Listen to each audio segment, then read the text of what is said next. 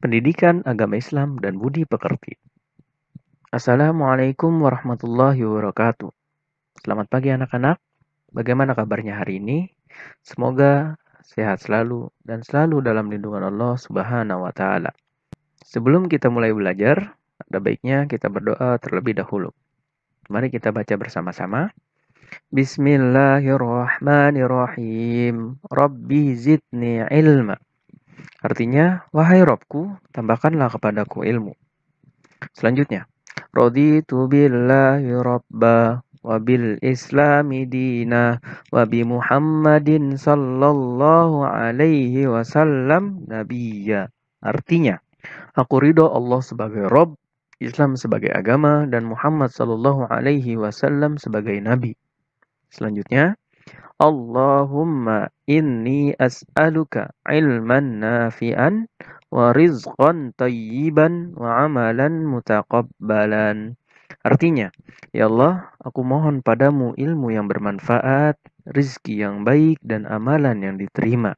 Berikutnya, beberapa contoh perilaku yang mencerminkan sikap pengendalian diri, husnuzon, dan persaudaraan. Pengendalian diri, mujahadah, an-nafs. Pertama, bersabar dengan tidak membalas terhadap ejekan atau cemoohan teman yang tidak suka terhadap kamu. Jadi, kita dianjurkan untuk tidak membalas terhadap ejekan. Anggap saja mereka sedang mengirimkan pahala untuk kita. Jadi, kita terima dan bersabar. Kedua, memaafkan kesalahan teman dan orang lain yang berbuat aniaya, zalim kepada kita. Yang ketiga, ikhlas terhadap segala bentuk cobaan dan musibah yang menimpa, dengan terus berupaya memperbaiki diri dan lingkungan. Yang keempat, menjauhi sifat dengki atau iri hati kepada orang lain dengan tidak membalas kedengkian mereka kepada kita. Jadi, jauhi sifat dengki, sifat kita iri, atau bahasa sekarang syirik kepada orang lain dengan tidak membalas kedengkian mereka kepada kita. Yang kelima,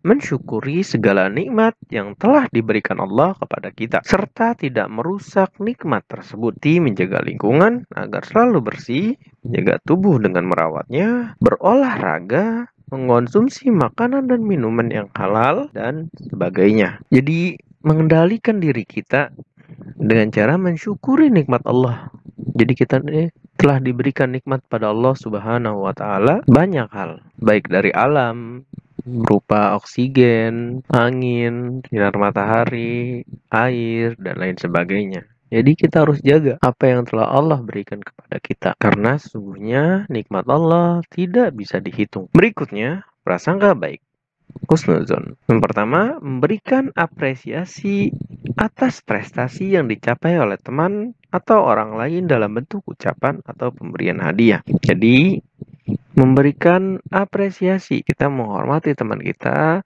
ikut bangga, ikut senang atas prestasi yang dicapai oleh teman kita atau orang lain, seperti adik kita, atau bahkan apresiasi terhadap diri kita sendiri. Kita memberikan hadiah kepada diri kita sendiri sebagai bentuk rasa hormat kita kepada diri kita. Yang kedua, menerima dan menghargai pendapat teman orang lain, meskipun pendapat mereka berlawanan dengan keinginan kita. Jadi kita tetap hargai pendapat orang lain, meskipun pendapat tersebut berlawanan dengan keinginan kita. Yang ketiga, memberi sumbangan sesuai kemampuan kepada peminta-minta yang datang ke rumah kita. Jadi sesuai kemampuan kita. Yang keempat, turut serta dalam kegiatan-kegiatan sosial, baik di lingkungan rumah, sekolah, ataupun masyarakat. Bawa diri kita untuk mengenal lingkungan kita dengan cara bersosialisasi yang baik terhadap tetangga kita, terhadap teman kita di sekolah, dan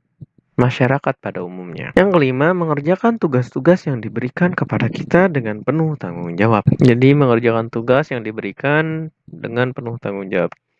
Kita kerjakan, kita turuti. Berikutnya, persaudaraan, ukhuwah. Salah satunya yang pertama, menjenguk, mendoakan, membantu teman atau orang lain yang sedang sakit atau terkena musibah. Jadi menjenguk, mendoakan, membantu teman atau orang lain yang sedang sakit atau terkena musibah. Kita bawakan sesuatu ketika kita menjenguk orang sakit. Kita doakan semoga penyakitnya lekas diangkat oleh Allah Subhanahu wa Ta'ala, serta membantu apa yang sekiranya mereka butuhkan ketika mereka sedang sakit atau terkena musibah. Yang kedua, mendamaikan teman atau saudara yang berselisih agar mereka sadar dan kembali bersatu.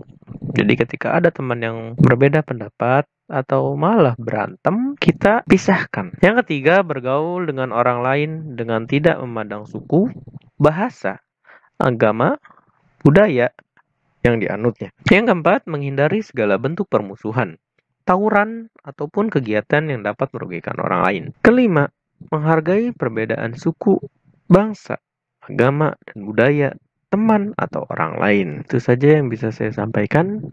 Selebihnya, mohon maaf apabila ada kata-kata yang salah, itu datangnya dari saya dan dari syaitan. Apabila ada kata-kata yang benar, itu datangnya dari Allah Subhanahu wa Ta'ala semata. Sebelum kita tutup, mari kita membaca doa kafaratul majlis.